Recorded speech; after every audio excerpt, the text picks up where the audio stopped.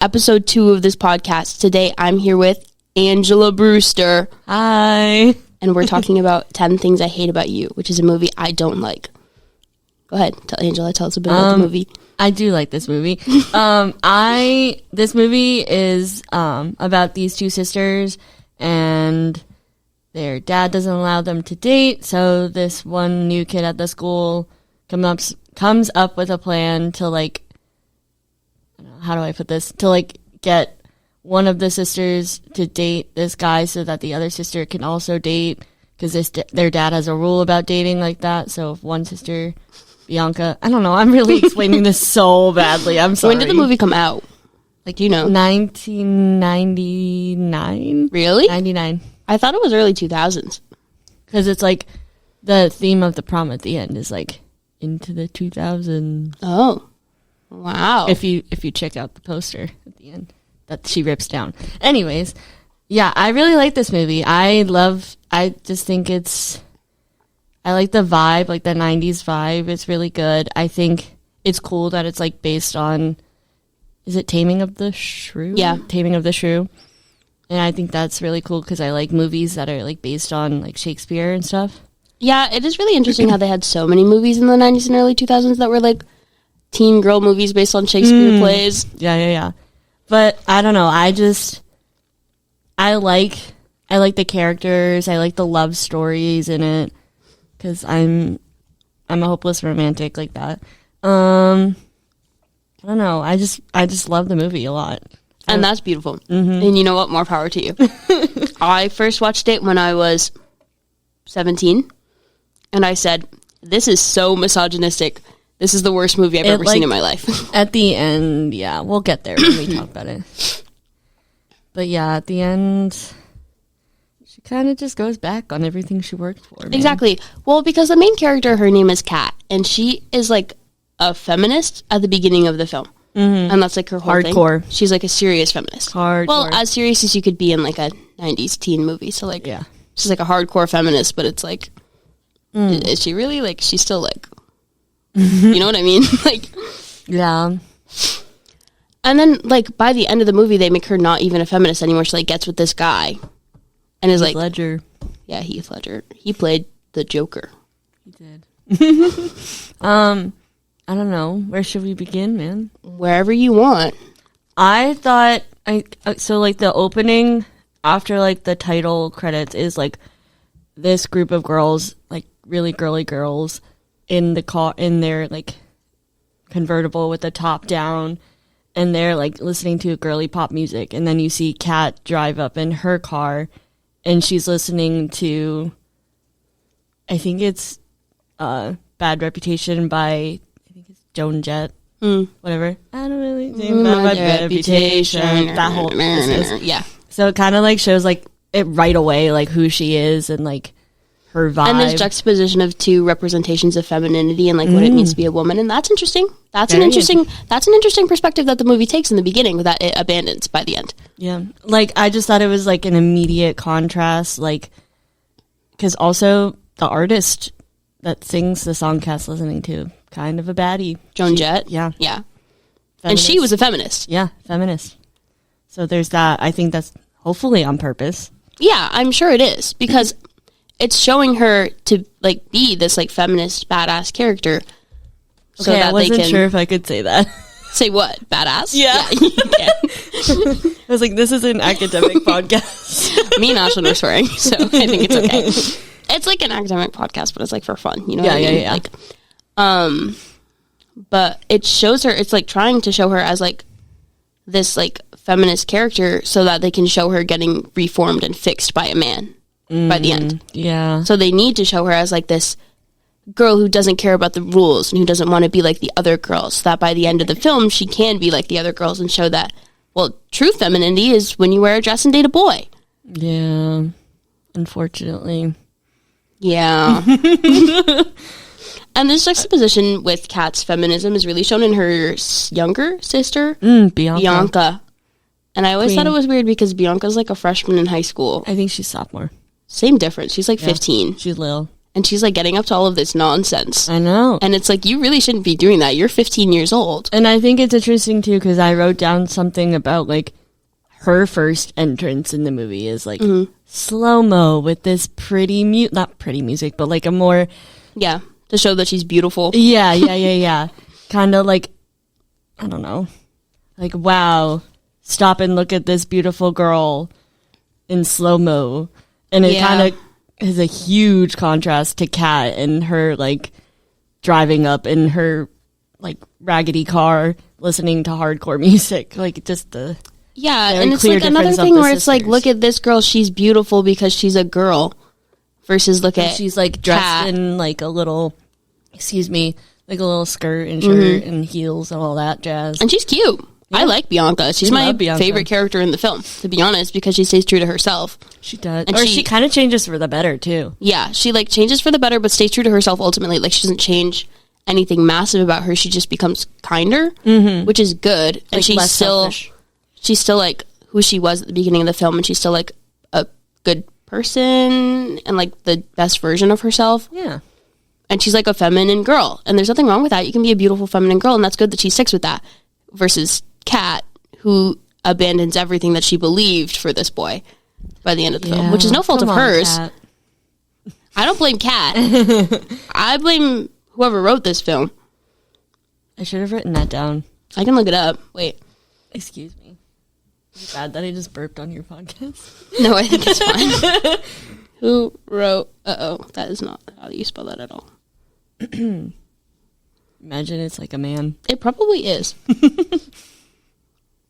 A girl. Oh, come on. 2 girls. What?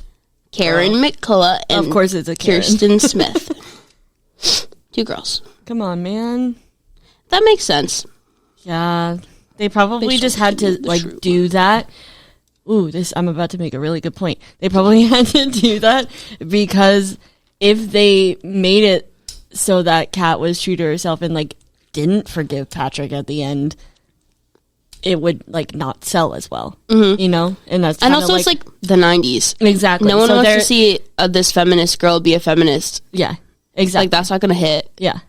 You don't see, like, you wouldn't see this movie being nearly as successful as it is now if it weren't for Kat conforming at the end. Exactly. Because people like the love story. People like how he changed her. Exactly. Yep. So they probably had to go against... Or they just do believe that, because internalized misogyny is also something to be said, and a lot of women experience that and, like, see alternate forms of femininity as bad because that's what they've been raised to believe, that, like, being an alternative woman in some way, shape, or form, like, is a bad thing. Yeah, no, I wrote something down about, like, everyone, like, does not like Kat because she's opinionated and stuff like that, and they're like, oh, she's scary. Oh, she's like, she's hard to deal with. Yeah. You have to, like, why can't she be quote unquote normal? Like, and they use the B word a lot in this movie. And you can say it. They call Kat a bitch like 5 times. And it's literally only, like, basically only her that they refer to as a bitch. Like, yeah. Come on, man. I'm of the opinion that word is a misogynistic slur. I agree. And it's like, I've been spreading my agenda. Very much. Very much because targeted. Every time you see it, it's like used against women for being women. You never see a man called a bitch. What's that say? Yeah.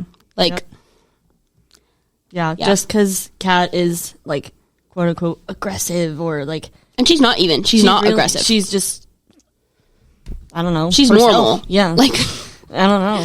She's actually not even much different from Bianca, except for the fact that she dresses differently. Yeah.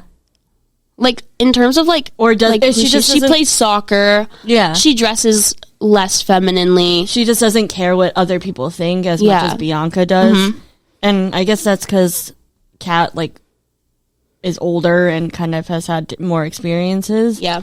That have kind of caused... We find out in the movie. That have kind of, like, caused her to think in that way. So, I guess that's... I don't know. But it's a fascinating film because in the beginning you're introduced to this really awesome, like, feminist character, and she's like, I'm a woman and I love being a woman and I can present myself in any way that I want to and I don't care what other people think of me. And then it's like, actually, never mind. So actually I like this Australian guy. So Heath Ledger. So I'm gonna be a girl now. Ooh.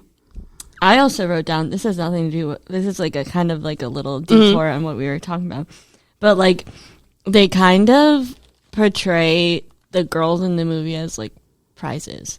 Like almost. Yeah. Like, because if you see the way that like Cameron and Joey talk about getting Bianca. Yeah. Like even just the word getting. Yeah. Yeah. Yeah. Yeah. I know. But like, obviously Cameron is like a way better person than Joey, but like still.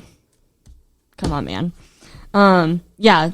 He like, the Cameron's little friend even like calls Cameron's little friend, who we have not been able to think of the name. Oh my god, we've been talking about this for like hours. I think we should just keep calling him Cameron's little friend, his little Shakespeare one. Yeah. He like calls Bianca like a snotty princess. Like okay, mind you, she's just a girl. She is. She's a 15-year-old girl. Yeah. Like, whatever. And they're like, their whole like objective is just to date these girls, and it's like, okay. It's like, don't you have hobbies? Yeah, what about like, them as like people and not just like exactly, not just, I don't know, dates. Yeah, really, really weird in that regard. Yeah. It's like that. I talked about this in the last podcast episode. Obviously, Angela, you weren't here, but it's like how like women are often seen as like props in films. We found that a lot with The Social Network, that like the women in that movie were not characters. They were not people. They were just props for the male characters to obtain. Yeah. And to like represent them. Because like a lot of the time in films, you'll find like the female characters are less fleshed out than a man, and the male characters, even in a female-centered film, like 10 Things I Hate About You, I would argue, is a female-centered film. It's about the two girls. It's about the two sisters. Yeah. But even then, like, a lot of the male characters are more complex than the girls.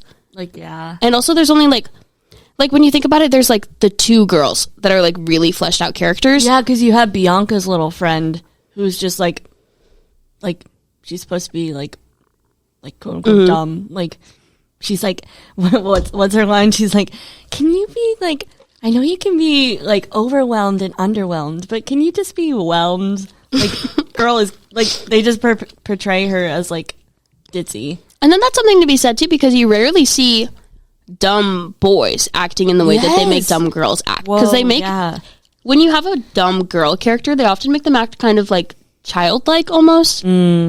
Because that's what's appealing to the general masses. Disgusting, by the way. Nasty. Well, when you have like a dumb boy, it's like so different in the perception of that, like how they're presented. You know what I mean? Yeah, for sure. Oh my god, this coffee. Oh my god, dude. Sitting in me. Okay, I choked on mine a second ago and I had to not cough. No, I also thought it was kind of different, or like, I don't know, because I had second thoughts about what I wrote down after finishing the movie, because I wrote this like whilst watching. Yeah. Like, I feel like how the dad specifically treats oh my god, don't even get me started. The dad was what pissed me off the most when I watched this movie originally, because why are you presenting your daughters in this way, as if like they're your objects to behold, and like you can only pass them out to other men when they're ready for that? Like, why is that not their choice to go date? Why is it your decision? Exactly. I've always hated that and everything. He doesn't want her, what's her name, Kat, to go to this, like, awesome college, Sarah Lawrence, like, halfway across the country. Not halfway. Across the country. Like, to hold her back, pretty much. Because he's like, I don't want you to be so far away. Yeah. And then they kind of spin that into, like, oh, he doesn't want her to leave the nest. Oh. But it's like, why are you controlling her in that way? Yeah. Like, why? I mean, he lets her, like, he doesn't, like, he lets her, but he's like, I want you to go at the end. Also, the original, like, rule of him saying, like, Bianca can't date until Kat does is just weird to begin with. I agree. That was a weird thing to say. Yeah. Because I guess he, like, I mean, he sort of, like, has the idea that, oh, Kat's never gonna date. And then it's like, why are you calling your daughter a virgin? Like, why are you saying she's a lame, loveless virgin? Why are you saying that? Like, why are you putting the stipulation on your daughter? And he's, like, putting the sisters, like, against each other. Yeah. Because it's, like, I don't know. Like, and then it makes Bianca, like, upset with Kat for, like, a whole new slew of reasons on top Yeah. of just sister things. So then, like, he's pitting his own daughters against each other. He's objectifying them in ways beyond belief. Crazy. Like, more than you would think for a dad to do. Why would you think of your daughters that way? Yeah. Really weird. And Gets to me. he's supposed to be like an OBGYN too, which is even Oh, that's really weird. weirder. I don't think boys should be allowed to be OBGYNs. That's my opinion. What else did I write down? I don't know. I think also I just wrote, and I didn't even write my thoughts about this, but like the sisters have like this little conversation before they go to the party in like the bathroom, and they're like having a sweet sister moment, and then it turns into like, why can't you just be normal and go to the party like everyone else? And then it's like, what does normal mean, though? Yeah. Like, what do you mean by normal when you say that? I know they use that word a lot. They're in regards to Kat. Mm-hmm. They're like, gotta quote unquote make her like a person again. Like, bruh. Mind you, she's just a girl. She is. She's like a girl Yeah. who likes being a girl. Yeah, she is. It's a crime now, I guess. And then it gets me because they talk about that during the entire movie, and you're like supposed to think that that's bad. That them changing Kat is bad, and then making her be normal, like saying all of that to her, saying for her to be normal is bad. But then by the end of the movie, she is. Like, they do make her normal, quote unquote. Yeah. Yeah, I don't know. I don't know. I guess, like, I should have written this down, but, like, I don't know how to, like, transition Articulate? from, like... No, yeah, and transition from what you just said. Like, towards the end of the movie, you, like, find out why Kat hates Joey so much, and it's because, like, they used to date, and then, like, he didn't like her anymore because she didn't want to hook up anymore, and like he got pissed at her and all that jazz, and like I don't know, you kind of see like why Kat's so like closed off. Mm-hmm. I don't know. And then that's interesting because it's because of a man. Yeah. And like And then she goes on. Sorry, I interrupted. No. She goes on to say like, and from then like I vowed like not to let other people like not to do. Oh my god, what does she say? It's Brielle. Do you remember? Oh, she can't hear me. She's like something about like I'm not gonna do this just because everyone else is doing it, and that's like why she was with Joey in the first place. Like, I don't know. Yeah. Something of that nature. Yeah. I don't remember direct quotes. But yeah, and then that's interesting too because it's like the only reason that she is so opinionated and a feminist in that way that she is in the beginning of the film is because a man was rude to her. Mm-hmm. Which says something about, because a lot of the time when women are alternative and like when they are feminists in real life, people will be like, oh, what man hurt you? Like who did this to you? Who made you like this? Mm-hmm. Like what man broke up with you? Yeah. And like hurt your feelings to make you act like this? Yep. And then for this movie to like have this alternative girl who's really cool in the beginning and then have it be because a man did hurt her. Yeah. It's projecting that stereotype and like continuing that idea that like the only reason that feminism exists is because a man directly offends a woman for reasons that, I mean, like are valid, but wouldn't necessarily be interpreted as valid by like every man alive. Mm-hmm. Because some men could watch this movie and then go, well, she didn't want to hook up with him, so that's totally justified that he was mean to her. Yeah. And then that's why she became such like a crockety bitch to become this feminist. Yeah. And then she needed a real man to put her in her place. Yeah. And make her a girl again. And that's like the whole, like basically the whole premise of the movie is they need to find someone that can like quote unquote like deal with her. Yeah. Is like, mind you, there's nothing wrong with her. Exactly. That's like the whole thing is they need to find someone like that can like, I guess, put up with her. Mm-hmm. Well, that can fix her. Yeah. They need to find someone that can fix her and make her a real girl again, which they do. In Heath Ledger's character, what's his name? Peter? Patrick. Peter. It's close.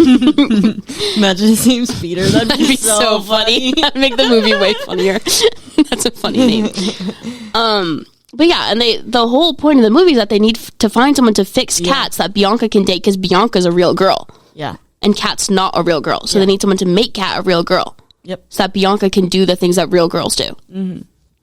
Crazy. Yeah. not good, in my opinion. That's why I think it's a bad movie. I don't like I think it's actually kind of complicated in the question of like, is this a good representation of womanhood? Because I think it is a good representation of womanhood and what it is to be a woman, and like how men will treat you if you are a feminist, and also like if you're Bianca, and like if you're like a girly girl, and how those men were like boys were like jumping over themselves and like objectifying her, and like trying to get with her like crazy, to the point of like paying someone to date her. Yeah, crazy. So like in that sense, I think it is a good representation of womanhood. And I think that the female characters in the film even are good. Like, I think Bianca and Kat are good characters. I agree. I think they're complex, and I think they're fully fleshed out, and I think they have, like, goals and aspirations and, like, wishes and dreams. And they're, like, interesting characters. But I also think that the way that the movie handles them and their progression throughout the film and their, like, character development is bad. Yeah. I think it's realistic, but I still think it's bad. I was going to say, I feel like it is very realistic because, like, I don't know. I forget where I was going to go with my point. No, that's okay. Like, you can start over. Yeah. I guess, like, in the end, it is kind of realistic because not that she settles for Patrick, because she does love Patrick, but, like, I don't know. Help me out here. I don't know. Well, what are you trying? Put it in different words, maybe. Like,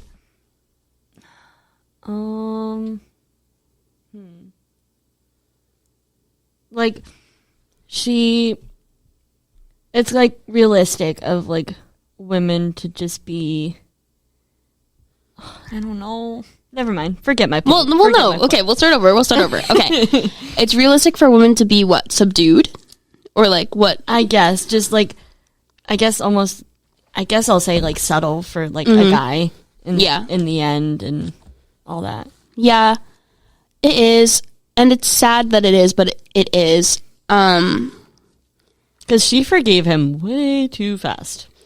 Yeah, I agree. Like, he bought her a guitar and she said, wow, I love you. Which, like, okay. It is a cool guitar, but still. And really the most interesting points of the movie are, like, the beginning, when Kat and Patrick are fighting all the time. Yeah. And they're, like, mean and cruel to each other. And it's like, well, this is interesting because she doesn't like this guy. Yeah. And that's nice. I wish they had kept that throughout the whole film. Yeah. To be like, well, they're trying to dull her sparkle, but it's not working because she's still kind of rude. Yeah. And that's awesome. Yeah. We need more rude girls on film.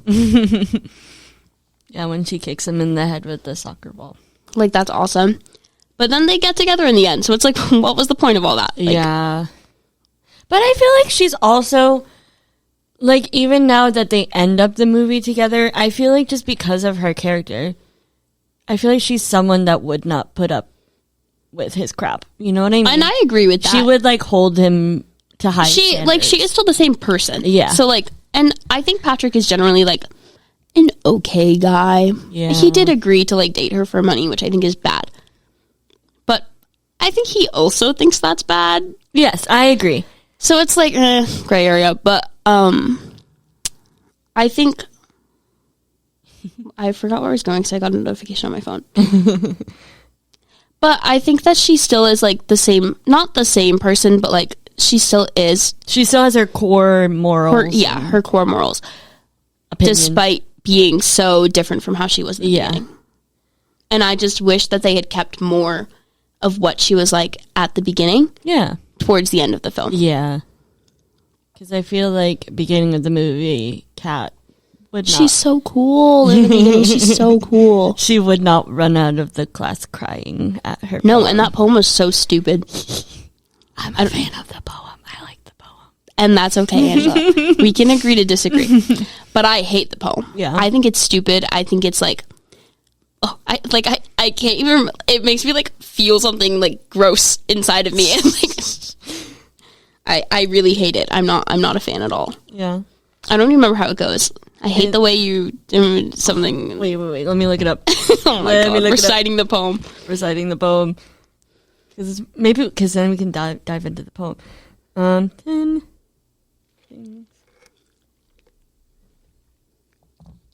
Found it. Okay.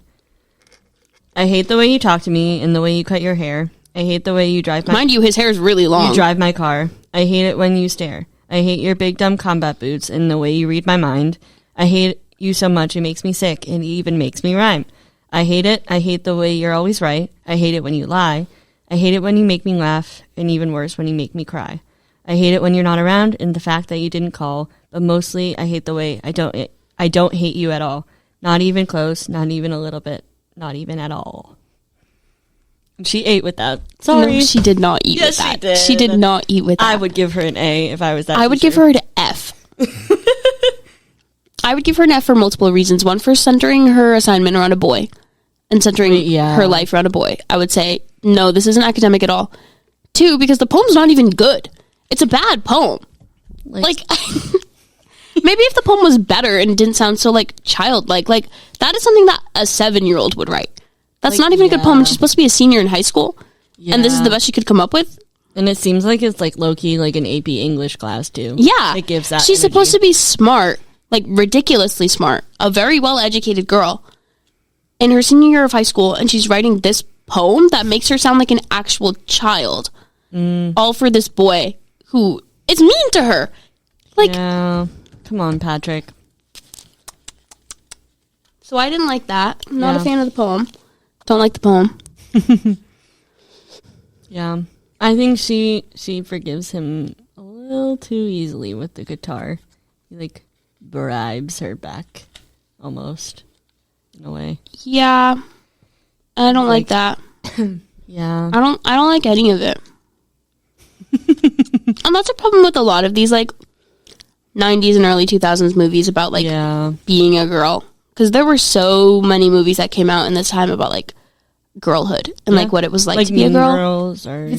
I'm thinking, like, Clueless. Oh, like, if you think about Clueless and, like, what it's like to be a girl in that movie... This is not the movie that we're talking about, but I guess we can talk about it too, because I don't think anyone else is going to pick Clueless, so we can just talk about Clueless too. No, I think that movie is a little different, because I think Cher, like, is a girly girl. She's a girly girl. And then she gets with her stepbrother, and that's kind of weird. Yeah, that's weird. But but if you think about not Cher, what's the other girl's name in the movie? Dion. Yeah. The one that she changes? Oh. You're a virgin who can't drive. Yes. What the heck is her name? I don't remember. It's Brittany Murphy's character. Yeah. It starts with a T. T. Isn't it just T? I think it might just be T. Yeah. But when she helps that girl, and, like, she becomes an entirely different person. Yeah. By the end of the movie. Yeah. But I think... And then she, like, gets mad at Cher. Yeah. And it's like, okay. You're a virgin who can't drive. So good. Like, okay. Okay, girl. But I think that movie's different, because I think Cher changes for the better. I agree. I think that movie is different, too. Yeah. But I still think, well, I'm thinking about T, like that girl. Yeah. And how she changes. Yeah. And I think that's kind of similar to how Kat changes in 10 Things I Hate About You. Because T was, like, an interesting girl. She was, like, cool. It was like, oh, she liked that skateboard dude. Yeah. And it was like, oh, that's really cute. Like, I like that a lot. And then, like, Cher gets a hold of her, and then she gets really popular, and then she's, like, mean. Yeah. She becomes, like, a shadow of herself. She's, like, not herself at all anymore. It's giving Mean Girls when Katie becomes... Yeah. When Katie becomes plastic. Yeah. Yeah. But, yeah. And there's a lot of movies that came out at this time that were, like, these girls who were, like, different and, like, were so themselves, and then they, like, conform to... Like, She's All That. Yep. Is another example. Yep. I like that movie, though. It's good. I don't think I've seen it. I watched the Addison Rae He's All That, but I don't think I saw the original. Don't watch that one. Watch the original. I liked it, to be honest. I'm an Addison Rae fan. She made Money's everything, so that's oomph. But yeah, I feel like on the same, like, wavelength, I guess, I feel like Bianca changes. We talked about this, but Bianca, I think Bianca changes. Bianca changes for the better. I think Bianca is the star of this movie. When I first watched it, Bianca was my favorite character. I don't like her prom dress at the end. I don't remember what her prom dress looks like. I believe you. I'll look it up later. It's like a pink, like, short sleeve shirt, and then like a weird poofy. That is so weird. Skirt. It's weird. Whatever. But Bianca stays true to herself and like is an interesting character, whereas Kat is like. And honestly, my problem with Kat when I first watched this movie is not even that she's a feminist; is that she was a caricature of a feminist. So she was like, obviously, this character that someone who seemingly had no idea what a real feminist was like made this feminist character. Yeah, because it's kind of like they show her like reading all these like big name feminist books too, and it's like and she's like listening to Joan Jett. Yeah, like right, okay, and playing bass guitar, and then she's like just kind of annoying. Yeah, really was my problem with Kat. They really emphasize how quote unquote annoying Kat is because she has like opinions or different and. Which, like, would be fine if just the characters in the movie thought she was annoying, but the way that they present her is if she is annoying. Yeah. And the only bad attribute that she has is that she is a feminist. So then why are you equating feminism with being an annoying and unlikable person? Yeah. Because they really do that in this film. They're like, and look at this girl, she's a feminist. Doesn't she suck? Yeah. And you're like, well, kinda, yeah, she does suck because she's on the screen and she's pissing me off. Like, I'm watching her do these things and I'm like, why would you do that? You're really getting on my nerves. And I think it's... Versus Bianca, who's like sweet and kind. Yeah, and it's like, it comes mostly from all the male characters, like, heavily from them, but it also, like, appears in Bianca and Bianca's friend, and even Kat's little friend is like, I want to go to the prom. I don't see what's wrong about the prom. Like, I see what's wrong about the prom. It's a patriarchal system. And then they like, I don't know. It's just like, they're like trying to make her a feminist. And like, it seems like they don't necessarily want to commit to that being a bad thing, to her being a feminist being a bad thing. But then they definitely are not committing to it being a good thing. Because it is a bad thing in the movie. It's presented as a bad thing. That's why she needs Patrick to come and fix her. Yeah. Yeah.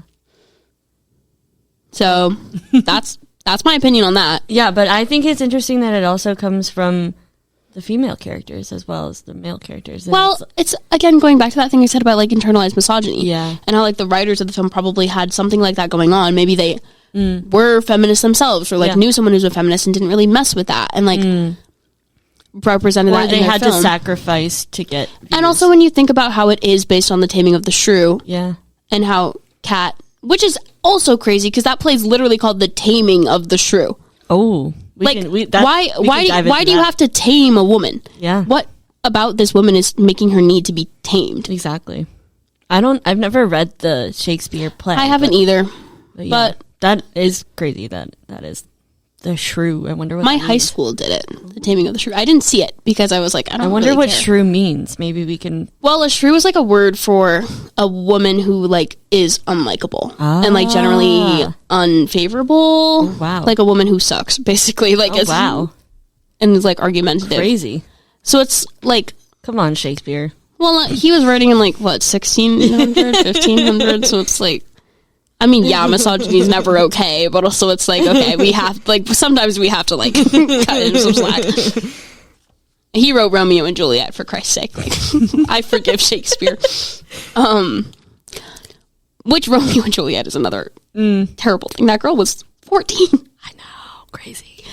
But yeah, like, and then you're basing this movie off of The Taming of the Shrew, and then presenting this character as a feminist, and she's obviously meant to be the shrew. So then you have to tame her, and taming her is what? Getting rid of her feminist ideology and making her a more palatable woman. Yep. And that's what taming her is. And seeing her as like a prize and quote unquote worth money because they pay Patrick to take her out. Yes, literally. And also like she is like, oh, I forgot the word I was about to say. Like they're the only thing about Kat that is like different from the other girls is just that she is kind of a feminist and like likes being a woman. and likes being an independent woman and likes being herself. Yeah. So then to present that as a bad thing inherently, to like being yourself and not to care about what other people think. That's what I was going to say. It's like they portray not caring about what other people think is like low-key bad. Like, yeah. What do you mean? And that doesn't make any sense. Does that make sense to you, Angela? Not at all. It doesn't make sense to me. Not at all. So then why are we like, I don't know. I never cared for this movie because of this reason, because it's like, she's just a girl. Like doing girl things that are like normal girl things. It gets on my nerves. I had a point and I need to remember it. Let me look at my little list here. Yeah, I don't know. Just like going back to like all just like the language they use against Kat is just, I guess, watching it again. And it is like a 90s movie. Yeah. So it's like misogyny is to be expected because it's the 90s and everyone was misogynistic and awful and evil. But I don't know. I like watching it again through the lens of this podcast. Like, I just had like a totally different viewpoint of it and being like, oh, wow. Oh, okay. So you're going to call her a bitch. Okay. And that's how I felt the first time I watched this movie. So now can you see why I didn't like it when I first watched it? Like, are you beginning to like understand me? Yeah, but when I watched it through the first time, I was not paying attention to these things, so I think watching it again was helpful. I'm a lifelong feminist with very little care for romance stories, so the romance didn't sway me, and all I saw was them being so misogynistic to her. See, I'm the opposite. The romance really sways me, which, I don't know, is something to be said about. And I didn't think Heath Ledger was hot. And that's like what you really need to enjoy the movie. Like, you're not going to like it if you don't think Heath Ledger's hot. And I like girls. So, like, that wasn't really working for me. Yeah. I did like Cameron, though. I like Cameron a lot. He's so sweet. He's really cute. He's so sweet. I don't know, he's one of my favorite characters in the movie because he's like... Who would you say your favorite character is out of all of them? Ooh. Like, if you had to pick. It's really a tie between... Oh, I really can't... I like Bianca because I like Bianca. I think we said this like a million times, but she changes for the better. I like Cameron a lot. I think they're really sweet together. I don't know. I like how she punches Joey at the end. I also thought that was weird how he was like 18 and she was 15 and he was trying to get with her. And nobody thought that was weird. She's like supposed to be the only sophomore invited to the prom, and that was a huge deal, and now she can't go because Kat doesn't want to go and all that jazz. But I like that she punches him at the end because, like, wow, gross. It really is weird that nobody cares that he's 18 trying to get with this 15-year-old. Yeah, really weird. That's strange. This is a weird movie. But yeah, I like Bianca because I think she, like, Cameron like calls her like selfish, and she's like, whoa, she's like taken aback by it. She's like, oh my god, wait, maybe I am. And that's good. That's good character growth. Look at her. Yeah. And I think it's like a turning point for her too. After she learns what Joey did to Kat, she's like, oh my god, like, whoa, this guy actually really, really sucks. Like, really sucks. Cameron is the and like better seeing choice. Bianca's character development and contrasting it with Kat's, it's almost as if Kat develops backwards. Like, she is a developed character at the beginning of the film, and then by the end of it, she's, like, back to her underdeveloped self. And I think that's part of why I just don't care for the movie. Because, like, I think for Kat, all of her character development happened off-screen after what happened with Joey happened. And then she was a developed character by the time we saw her. Yeah. And then they spend the whole movie trying to revert her almost. Yeah. To get her back into a palatable form. Yeah. Because, like, I don't know, at the beginning of the movie, when she's, like, wasted after the party and she wants to kiss Patrick, and he's like, no, not while you're drunk, and she gets mad at him about that. Like, end of the movie, Kat would, like, should still be mad at Patrick for, like, the whole dating thing. Like, I just don't see how, like, she could forgive him like that. You know what I mean? Yeah, I don't know. Because it's just not her. Like, it's not who she is at the beginning of the film. Like, it's an entirely different character. Yeah. Like, that's such, like, a much bigger deal than not kissing her is, like, having someone pay. Having to be paid to talk to her, to like her. Yeah. And she's, like, not mad. Because I would have never spoken to him again. Exactly. Yeah. Like, sorry, bye. Hey, I'll break this guitar right in front of you. Sorry. Yeah. Yeah. Well... Yeah. Do you think, Angela, that this film is a good representation of womanhood? That is a loaded question, but I think in ways, yes, but in ways, no. I think, yes, it is a good representation of womanhood. It does represent what it is to be a woman, because when you are a woman, especially when you are a feminist woman, everyone will be working to make that not true. Everyone will be working against you and trying to change you to fit into their society more. And that is true. And that will happen. So I think overall, yes, it is a good representation of womanhood. I would agree. Yeah. Is it a good representation of a good part of womanhood? No. But it does show what it is to be a woman. Yeah, for sure. Do you think that the female characters in the film are well represented? In what way? Anyway, like, just kind of overall, like, do you think that they're good characters? Do you think they're good? Yeah, I think they're like, both fully fleshed out, like, for sure. real girl characters. Yes. Oh, sorry, my hair clip. I think, because I think they're not just, like, one-dimensional. Like, Kat wants to go to college. She wants to, like, do big things with her life, like, all that jazz.